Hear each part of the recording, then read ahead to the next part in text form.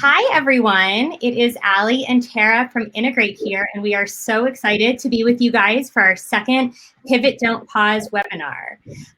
We have a lot of really great information on digital marketing that we're going to go into today, and we will try to keep this to about 45 minutes and then have in time for Q&A. So please make sure to leave your questions over to the side here with the Say Something Nice bar, or feel free to ask a question and I'll be monitoring it to make sure that Tara or I address your questions throughout. So with that, let's take over the presentation and we'll get started here. So a little background on Integrate. We are if you don't know us, but you got our emails, you probably do. We are a full service marketing agency based in Houston and Austin, and we really focus on the entire marketing ecosystem for our clients.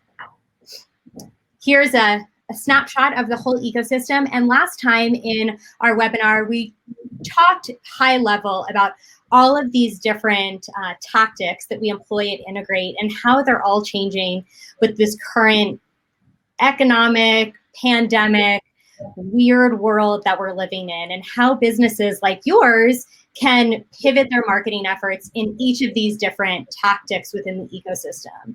We got a lot of questions during the webinar, after the webinar, and a lot of the meetings that we're all in about digital marketing specifically and how to best use your budget. If you're a big company, if you're a small company, really doesn't matter. Dollars are limited, and we want to make sure that businesses are using their dollars the most effective way possible. Can you go to the next slide? So what we're really seeing is, and I'm just going to go right into it, what we're really seeing is that digital marketing is working so much more effectively for our clients than other marketing tactics really are. You can measure your ROI, you can pivot quickly, and you can really see what's working and what's not. What we are seeing is that conversion rates, which is when you actually buy something or convert from a lead into, or from traffic into a lead into actual revenue, is rising because of through digital media tactics. Obviously, e-commerce sites that are selling essentials are surging up. Health and wellness sites are really increasing. Restaurants are having to pivot. Every industry is really going through something different. And when they're using digital marketing tactics in order to drive awareness or drive business, digital is really what's working the most. And just to take a step back, digital marketing is basically all digital marketing efforts that use the internet or electronic device in order to drive traffic. So that can be search engines, social media, email marketing, or other websites that connect with current and prospective customers. Last time in our webinar, we talked a lot about using this downtime to set up your website or to set up an ad campaign. But what we want to talk about today is that's really not enough anymore. And you want to make sure that you're not just running an ad campaign that has no focus to it. You want to make sure that you're taking advantage of the tools that are out there that are free or easy to set up that you can do on your own, or obviously you can have us do it, but we're going to talk today about how you can do those things. Can you go to the next slide? Great. And so just like your business, Google and Bing and social media and every single digital platform out there is also having to pivot their business to make sure that businesses like yours and mine continue using them as a beneficial advertising platform. So there's so many options available right now to do digital in a variety of ways. And Tara, my colleague, who I'll introduce in a second, is going to go really in depth on a lot of those different things and a lot of things that we can do. As an example, Google's come out with a variety of automation tools, such as Google Ads campaigns, which, again, we'll go through later, but it makes it a lot simpler, faster, easier to make sure that you're using your dollars most effectively. And as those resources are so limited, you just want to make sure that you're taking advantage of what's being offered for free. So like Google via Google Shopping ads, smart campaigns, pin calls and clicks, those are all free right now. And we want to make sure that you guys know how to take advantage of that. One more is Video Builder. That's another resource via Google right now, we don't all have the resources to create these really outstanding videos, which we know, I'm sure you've read or you've heard that video is what works best in ads, but we don't all have the resources to do that. So Google is actually helping you create those videos and overlay music from YouTube to create it. So I'll let Tara go into a lot more detail on all of this. Can you go to the next slide? So this is Tara. She is on this webinar with me today. She's our head of digital marketing. She's been with Integrate since nearly the inception. And I will turn it over to Tara now. Thanks, Allie. First, I appreciate everybody taking the time out of your day to join us, and I hope it's helpful. Like Allie said, please submit questions. We're going to leave some time at the end for whatever we don't cover. Tried to put together some information that would be helpful for companies who have an internal marketing team and those who don't.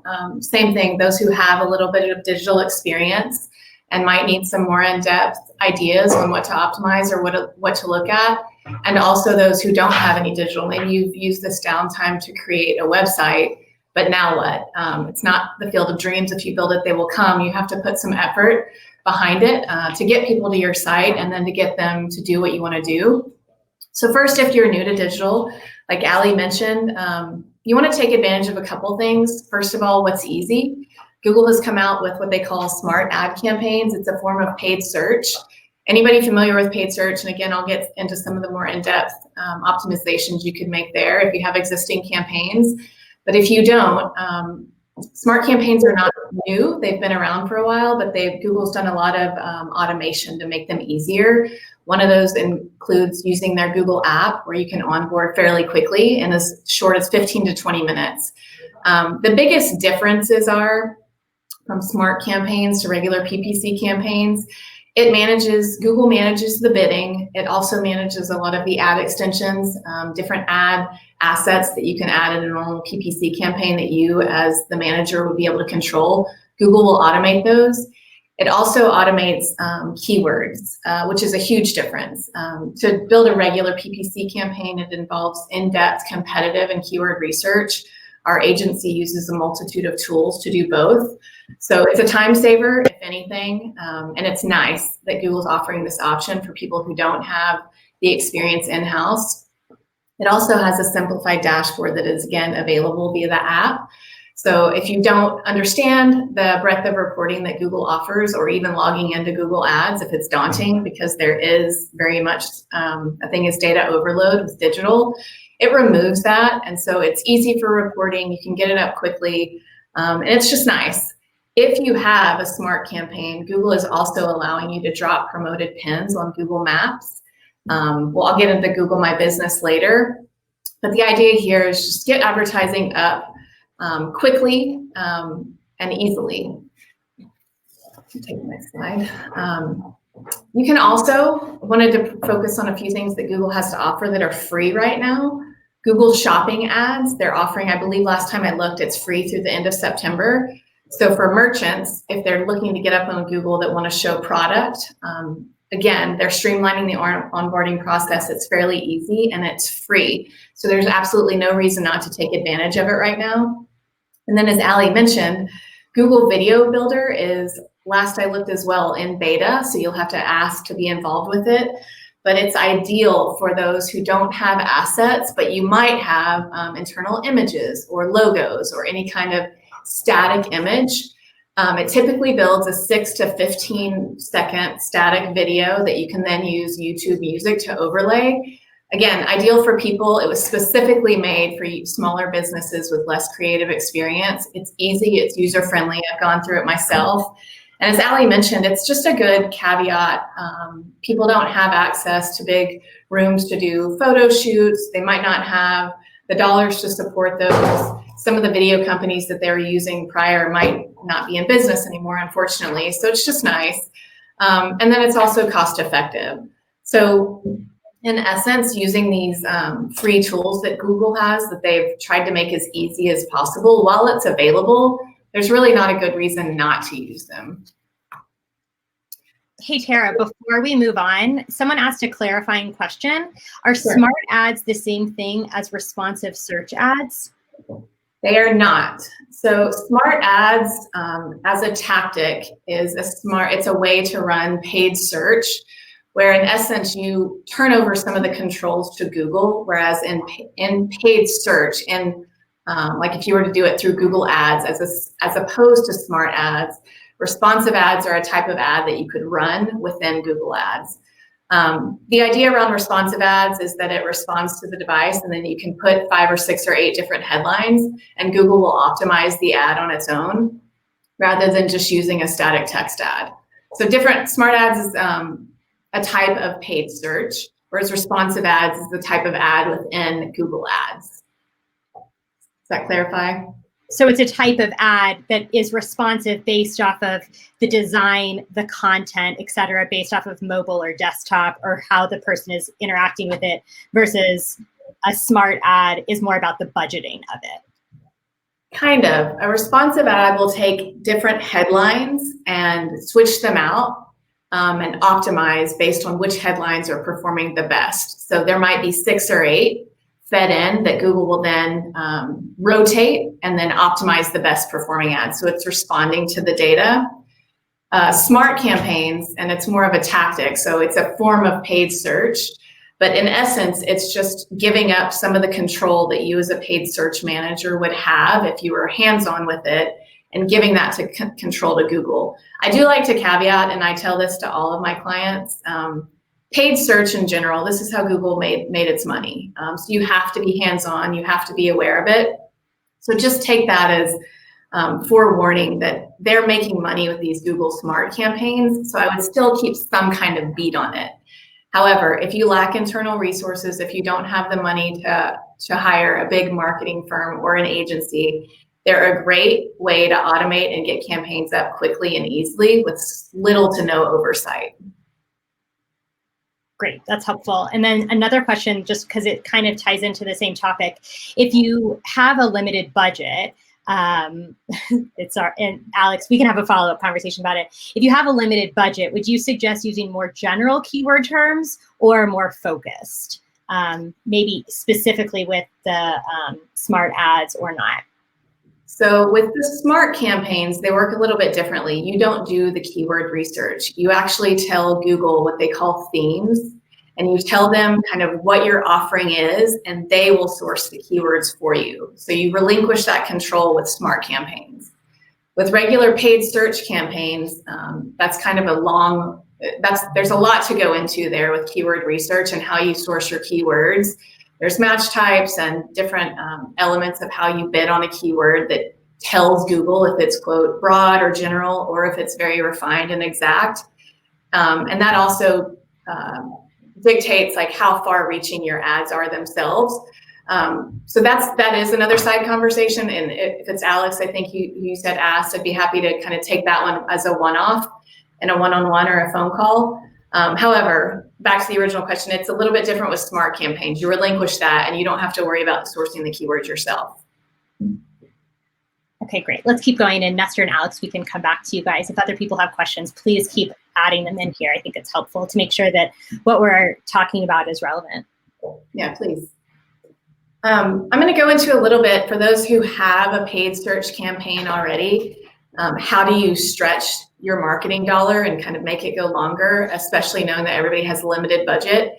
I'm going to go into a few things. Some of the obvious things are make sure that you're geo-targeting, that you've got appropriate messaging, all of the things that are a given. What I really wanted to revisit was your account and campaign settings.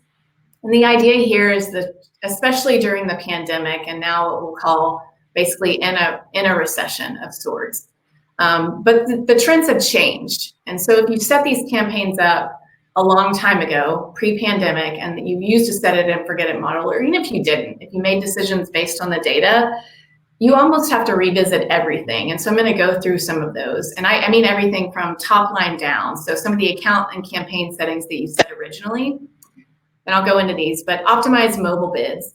So since the pandemic, and I'm speaking in generalities, please go and look at industry specific data for, whether you're in fashion or you're in the restaurant industry, there's different benchmarks for all industries that different platforms provide online. And again, I'm happy to give some of that detail in another conversation. but I'm going to call out some of the most important ones. Optimize your mobile bids. What we've seen is that in general, people are working from home more as a population, and people are not out of their house as much. So mobile traffic has declined. Since March, mobile traffic has been down an average of 25% each month as compared to February, which is huge. A lot of times desktop traffic can be more expensive than mobile. So that does have real ramifications to the cost. If you have any kind of bid adjustments, if you happen to have even been bidding down for mobile, go revisit. What I suggest is for a lot of those is you might even strip some of those settings and test it for a 1 to 2, 3 week period, get new data, and then make new decisions. Same logic for your day parting settings. Day parting is where you can pause and resume your ads based on different day of the week or hour of day. A lot of times for campaigns, we would turn them off at night to save budget. Google's daily ads budget works on a 24-hour basis, meaning your daily budget starts at midnight. For a lot of our clients, that's wasted spend. It's not high converting from, say, midnight to 6, so we don't start ads till 6 a.m. as an example. That might not be relevant anymore. We've seen with some of our clients, and it again goes back to kind of pandemic behavior. People are home, and people are worried, and they're up at night, and they're on their phones, or they're watching news, or they're doing whatever. But there's night internet traffic that there wasn't before. So where you used to have a normal bell curve during the day that you could optimize towards, it's different now. So removing some of those day party settings, or at least revisiting them and making sure that they're still accurate, is important. Finally, just because people are online at night and there's more traffic to your site where there wasn't before, doesn't necessarily mean that they're buying. They might just be shopping. So before you go make drastic decisions like removing all your day parting settings, make sure that you're looking at the conversion rate by device or audience segment. And you can use the time segment in Google Ads to analyze your performance by time and hour. And the idea here is that you just want to optimize based on conversion rate and optimize towards profitability. And again, that goes back to just because they're online doesn't mean they're buying. So two different things here. You don't want to cut out high traffic hours, but you also don't want to optimize up or bid up if people aren't converting at those hours. It's more just exposure that you could be cutting off. One of the other things that you should revisit if you've got these campaigns set is automated bidding strategies. There's a multitude of them. Some are CPA-based, some are impression-based. I'll self-admittedly say that I'm very conservative when it comes to automated bidding strategies. Again, Google is in this business to make money, and they make a lot of it. And they make a lot of it on advertisers who don't know what they're doing. They do work, and they have a time and a place. However, generally they're more productive when you're in a stable environment of data and that they have a long time to learn, and then you don't mess with much. You don't have sweeping changes, you're not making drastic changes to the account. Some of these changes I just mentioned could be considered drastic depending on your spend. But the idea here is that the data is volatile, but also cost per clicks, for example, in the financial industry have dropped drastically. So if your automated bid strategy is not taking some of those dynamic changes into account, depending on which model it's on, you could be lighting money on fire. Just a rule of thumb that I've always used, if you are on an automated strategy and you don't really know how to move your bids back into a manual strategy, flip it off, put it on manual, and show your estimated top of page bids. Keep your bid at around 10% of that estimated top of page, and you should maintain top of page placement, depending, of course, on the competitive environment. But it's just a good rule of thumb. If you're bidding 25, 30, 40% above that estimated top of page, you're likely overbidding. Google's going to take the money, and it's just wasted. You can maintain the same placement for less, in other words. And then what I just always say when my team and I look at accounts, don't ever set it and forget it, no matter what you do. People get nervous to make changes or go in the accounts or be too hands-on. But paid search is just one of those mediums to where you have to be hands-on. Make a change, watch it. If it doesn't work, you can always revert back. As an agency and as a marketer myself, we take a very data-driven approach. Obviously, I'm trained on best practices and train our team up on best practices and what Google says to do and not do. But you have to let the data dictate your decisions. Look at the industry benchmarks, see where you can optimize off of that, and then just keep testing is the idea here. Tara, on average, how much time would you say an internal team or does our team spend managing an average account? Just so that people can like budget hours wise. Sure. The real answer is it depends on how big the campaign is. Obviously, a campaign that's spending several $100,000 a month, which we have clients that do, we're in those accounts every day doing something, whether that's ad testing or optimized bidding, introducing new campaigns.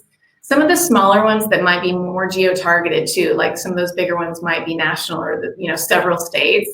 A smaller campaign that's Houston specific, we're in it every day, but just by nature of the actual work, you can get through those accounts quicker. But I would at least be checking in, if only to look at the data, look what you spent the prior day, an hour a day. For a small campaign, maybe that's 20 minutes. But at least once a week, you should be getting into those accounts, checking out the high-level metrics and making sure nothing's completely gone awry. I think that's great. Thanks. This is kind of cool, connected TV. It might not be, some people in here might not be ready for something like this, but I just feel like amiss if we didn't talk about it. It's what's hot right now. There's so many digital mediums that have suffered, and paid search is also one of them. At the beginning of the pandemic, people were actually online using paid search less and using other mediums more. It's rebounded since. But connected TV is one of those platforms that's actually inherited scale because of the pandemic and the recession. And that's a result of people being home, consuming TV through their stream devices more than ever. Trade Desk, a popular agency DSP, which is a demand side platform, their TV, connected TV grew 100% year over year, which is really, it's astounding if you think about that.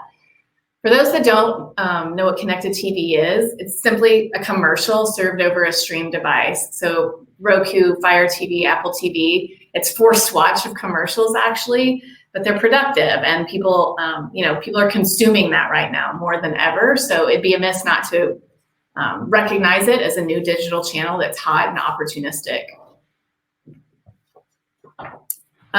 One of the things to note about, were you asking me something, Ellie? No, keep going.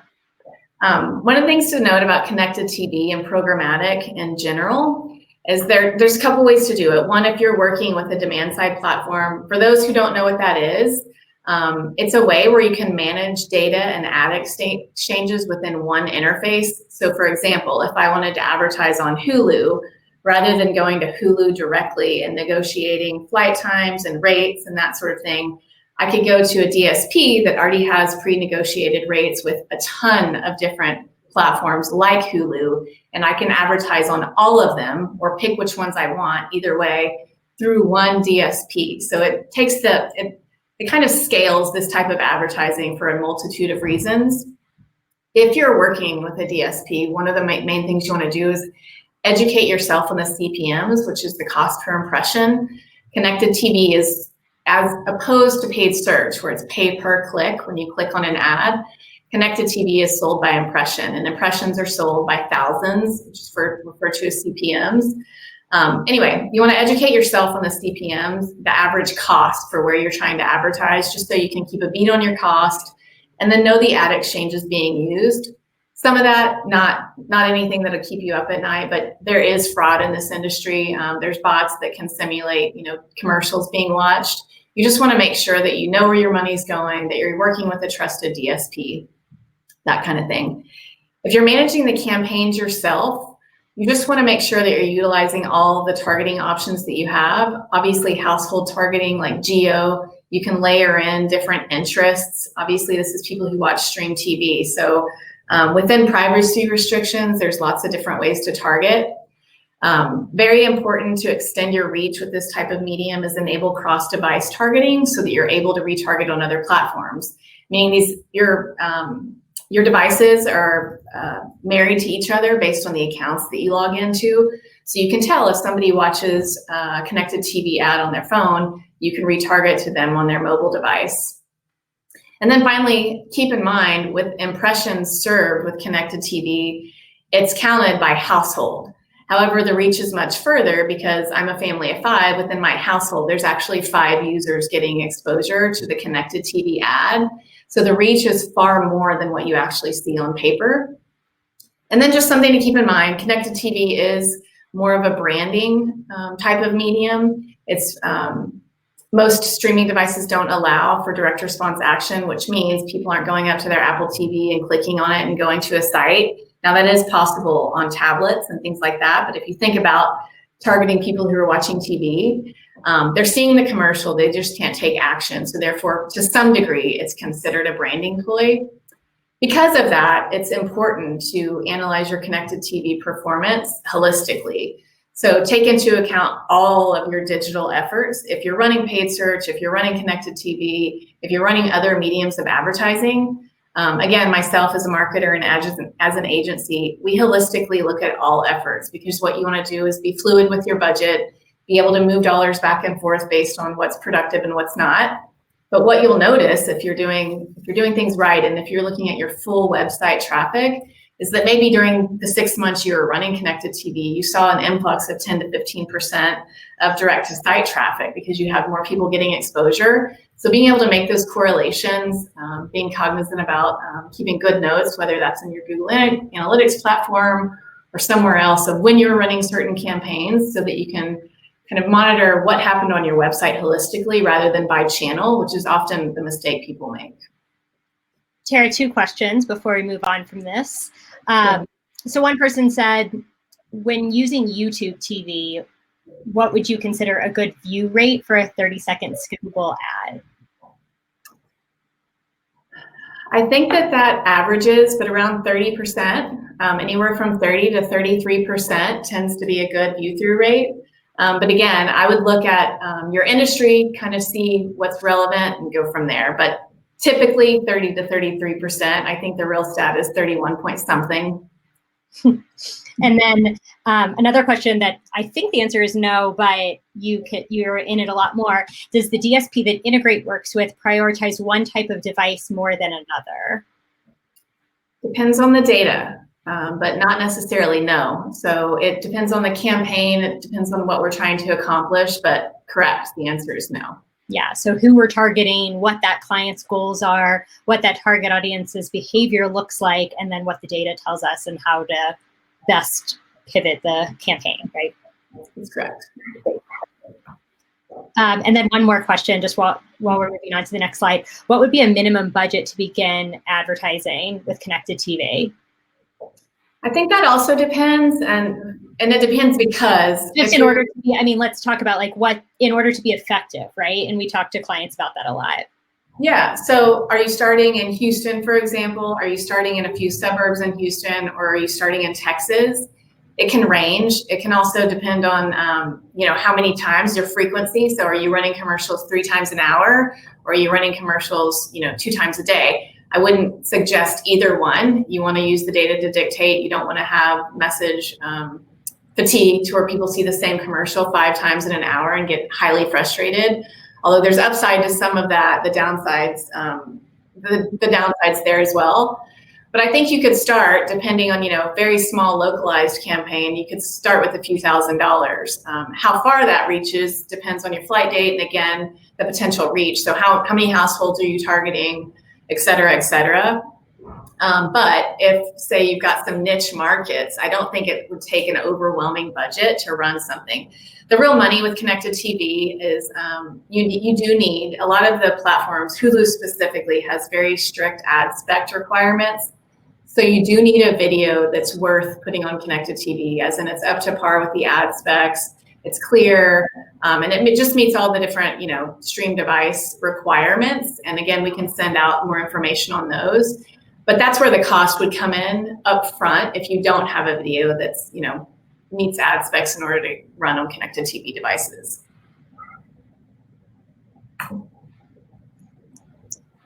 Some of the local, more small business, local tactics we wanted to go through. 4 out of 5 consumers use search engines to find information, such as business hours, addresses, etc. And this is also, Google My Business is what I'm about to go into, but Google has also made a lot of efforts to automate. Last I looked, you can go in and it kind of walks you through a prompted list of things that you can optimize. Obviously, first and foremost, if you haven't claimed your Google My Business page, claim it. People are using online more than ever again, which we know. And it's also got a lot of features. So update your profile attributes, keep it current. So if you haven't looked at this pre-pandemic, or if it's just been a while, make sure you're staying current. And what that means is a lot of things, not just business hours, but show what's new or modified in your services. You know, some people aren't offering services that they were before. For example, if you're a spa, there might be certain types of massages you can't perform, or, you know, if you're in the fashion industry, maybe there's inventory that you have and that you can't get anymore. If you have no contact delivery, if you have free delivery, if you have limited time offers, all of those are considered attributes that you should go update. And just let your users know. People are looking for current information to see even, you know, are they open? Are they not open? Do they have adjusted hours? Some of the other features that Google My Business has now, promote online services like book and pay directly on your business profile. That hasn't always been available. You can also add links to fundraising and gift card campaigns. That lets your customers support you if that, you know, works for your business. Show live inventory of products. This is helpful because as people are, one, maybe too old and don't want to get out, have health conditions, and or, you know, just being cautious, not being out, or we have another stay-at-home order. You can keep users from having to come in. And then show off your inventory with pictures. There's a stat that 90% of users are more likely to visit a business that has profile photos. So if you've done all of these other things, if you claimed your business but you don't have pictures, sometimes people respond to even, you know, the human element. So having pictures of your team or your product or whatever that may be. Outside of all of those things, just the tried and true with any GMB, Google My Business management, make sure you're responding to reviews if you're allowing them, especially negative ones. You want to be prompt and polite. If things escalate online, which they tend to do, you know, and there are trolls out there that do that just for fun, try to move those conversations online as quickly as you can and as eloquently as you can. And then just posting updates to keep customers engaged, posting new content, keeping it intriguing and being informative.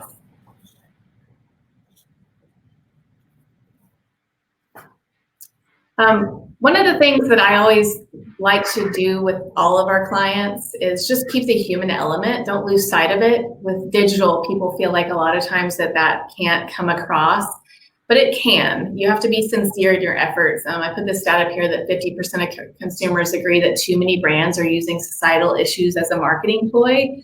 People can see through that. So while you have to be cognizant of the current environment and sensitive to it, you also have to be sincere. Your messaging has to be on brand. Your tone has to be right.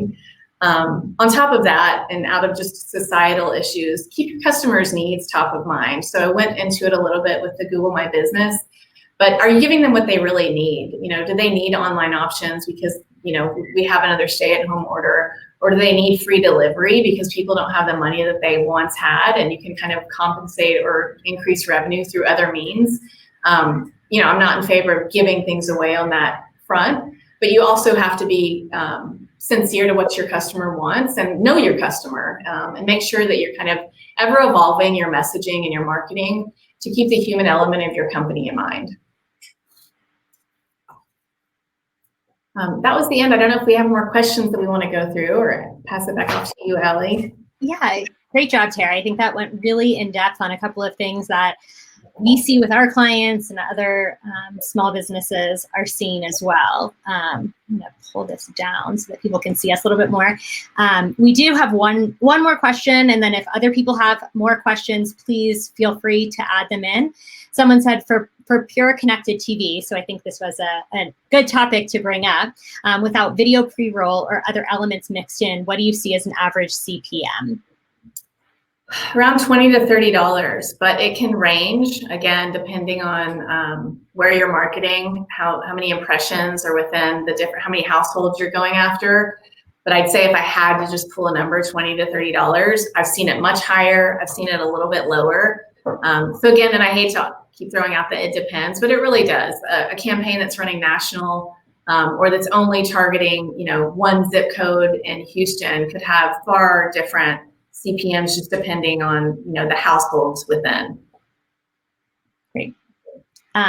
Another question from Francisco: how long will it take for Google Ads or streaming on YouTube to start seeing real results on a business scale? How long? Let me make sure I understand. I think the question, and Francisco, if I'm not asking it correctly, please chime in. But essentially, like, how long, when you start spending money on Google or YouTube or anywhere, how long till you start seeing the results? Yeah, it also depends. Sometimes it's immediate, and we've had campaigns that have gone gangbusters. Sometimes it takes a while, especially with programmatic, for example, is a form of advertising that runs off AI. It learns over time. So the longer you can give it, the better it gets. And the more we adjust with targeting, consistently pivoting where we're not working, moving dollars into where we are, those campaigns get better and better. Paid searches is similar. You put all the work into the competitive research, doing the keyword research, going to market with message, rotating those. But again, you move money throughout and you see which messaging gives you the best click-through rates, but also balancing that. Sometimes a lower click-through rate ad will have a higher conversion rate. So just, again, constantly going back into the campaigns, optimizing based on profitability, seeing which messaging is resonating with your customer base, refining negative spend, getting rid of spend that's not productive for you, in other words. But the idea there is that it can take as little as 2 days to get some of these campaigns up and running. And we've had clients call and say, hey, turn it down, or hey, let's pivot. We've already run out of product. We've also had clients that call and say, hey, we need more of this type. So that's just a continual kind of conversation over time. Like, as an agency, the more we understand the business, the better we can market it. You know your business better than anybody. So, being hands-on with those accounts, you could see results very quickly. One thing that I just want to chime in to say, and I think the whole reason why we got a lot of questions about digital on a pivot, don't pause type of webinar is because we have the data. When you're using digital marketing or any of these different tactics, you can quickly pivot and you can see exactly where revenue is coming from into your business from each of the different marketing tactics, and you can see it pretty quickly. I mean, a lot of times people say, I have these dollars, where should I spend it in the short term and the long term? And again, Tara and her team can go a lot more in depth on the details, but some of the other marketing tactics, SEO, email marketing, PR, social media, those are really great for building brand awareness and for getting the message out of what you do, your differentiating factors, etc. But pay-per-click is one of those things that, yes, it takes a little bit of time to set up effectively and do all the research. But then once it's set up well, you will start seeing if it's working or not, and then can change the keywords and the settings and the messaging to make it work better for you. But it's something that can, if set up correctly, can work pretty quickly. That's right. One of the things that's so different about the environment we're in right now is that a lot of these mediums have seen such a fallout of advertisers pausing, which is our point. Pivot, don't pause. Because as these advertisers are hibernating, there's other advertisers who are gaining market share and will come out on the other side of this ahead as competitors slept. And I say that being sensitive that not everybody has the money to stay, but that's the idea here. If you can look at the data, even if you just have to scale back to certain markets, or if you can make data-driven decisions of where and how to scale rather than pausing completely, you'll come out ahead. That's eyeballs on your brand that none of your competitors are getting right now. And that goes to what we were talking about at the very beginning, that it's just conversion rates are going up because the competitive landscape is going down. I'm saying that quickly. Yeah, people are pausing. And so there's just more opportunities at a little bit less expensive than it was in February. That's right. In some industries, yeah. Right. Yeah. And then someone asked, because of your target demographic, how would you run an effective campaign on social media? So generally, when do you decide, okay, we're going to spend this budget on pay-per-click and digital versus social media? It kind of depends on your offering. There's certain industries that do really well on social media because that's where their users are. There's others that just don't. We represent some oil and gas companies. We've talked to several law firms that, some of those aren't ideal for social media. However, there's different industries. Believe it or not, we represent a few chiropractic clinics and things like that have actually done really well on social media. We always take an approach, and I touched on it earlier, is just being holistic with how you view the results. So if social media is one piece of the pie and it's not performing, you can always pivot those dollars into other mediums. But again, it just depends. It depends on the industry. If you and it's knowing where your users are, right? Like paid search is a medium where users are looking for you. Social media tends to be one of those where they're not on those platforms specifically looking for you. So you're pushing your messaging, and then you want to have the backup of you push it, they get brand awareness, and then they go find you through, and then you're there through a medium like paid search. It all works together. All an integrated ecosystem. Right. All right, does anyone have any additional questions? We are recording this, and we'll send out a recap as well as the recording in the next couple of days here, but feel free to reach out to us. You hopefully have our email, and we can answer any additional questions that we weren't able to get to today. It does not look like we have any more questions, so with that, we'll wrap up. Tara, thank you so much, and thank you all so much for attending. Thank you, guys. Bye. Appreciate it. Oh, okay.